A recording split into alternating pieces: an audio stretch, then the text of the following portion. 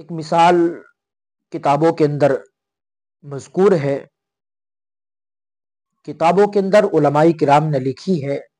وہ مثال یہ ہے، ایک شخص جنگل کے اندر تھا، اس کے پیچھے شیر بھاگ رہا تھا۔ وہ بندہ شیر کے خوف سے بھاگنے لگا، شیر پیچھے یہ آگے آگے۔ اس نے اپنی جان بچانے کے لیے اپنے سامنے ایک گڑھا دیکھا، گڈھا جسے بولتے ہیں، گڑھا دیکھا۔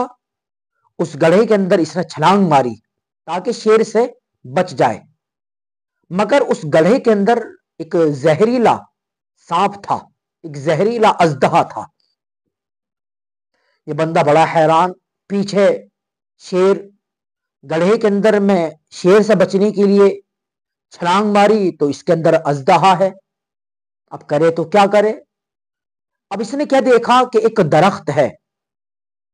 اب اس نے سوچا کہ کیوں نہ میں درخت کی ایک شاخ کو پکڑ کر اوپر چڑھ جاؤں، شیر سے بچ جاؤں گا اور ادھر سانپ سے بھی بچ جاؤں گا، اوپر چڑھ جاؤں گا۔ اللہ کی شان کہ اس بندے نے ایک شاخ کو پکڑا، اوپر چڑھ گیا۔ اس نے نیچے دیکھا، ایک کالا چوہا، ایک سفید چوہا جو اس درخت کی جڑ کو کھا رہے تھے۔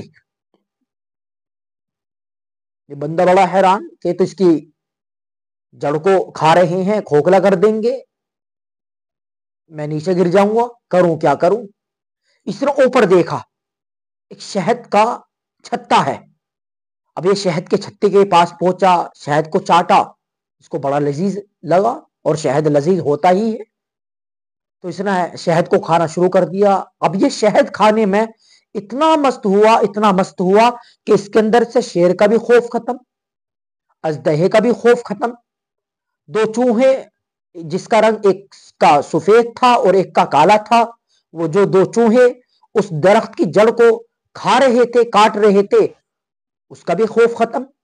یہ بندہ شہد میں اتنا مست ہوا، آخرکار چوہوں نے درخت کی جڑ کو صاف کیا، یہ بندہ نیچے گرا، شیر نے اس کو چیر پھاڑ کیا اور اس کے بعد اس کو گڑھے میں ڈال دیا۔ گڑھے کے اندر اژدہا تھا، اس اژدہے نے اس کو ڈسا۔ اس مثال کو بیان کرنے کا اصل مقصد کیا ہے؟ یہ جو جنگل تھا، یہ جنگل دنیا تھی، ٹھیک ہے، اور جو شیر تھا، یہ شیر یہ موت سے بچ رہا تھا، اور جو گڑھا تھا، گڈھا جیسا بولتے ہیں، وہ قبر تھی، اور قبر اس گڈھے کے اندر جو اژدہا تھا، وہ اژدہا اس کے برے اعمال تھے۔ اور جس درخت پر چڑھا اور نیچے دو چوہے تھے جس کا رنگ سفید اور کالا تھا، یہ دن اور رات تھے،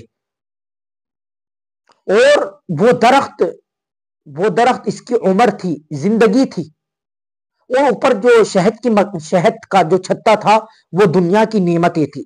یہ دنیا کی لذتوں میں اس قدر مست ہوا کہ یہ آخرت کو بھول گیا۔ دن اور رات، دو چوہے دن اور رات تھے، درخت یہ اس کی زندگی تھی، عمر تھی۔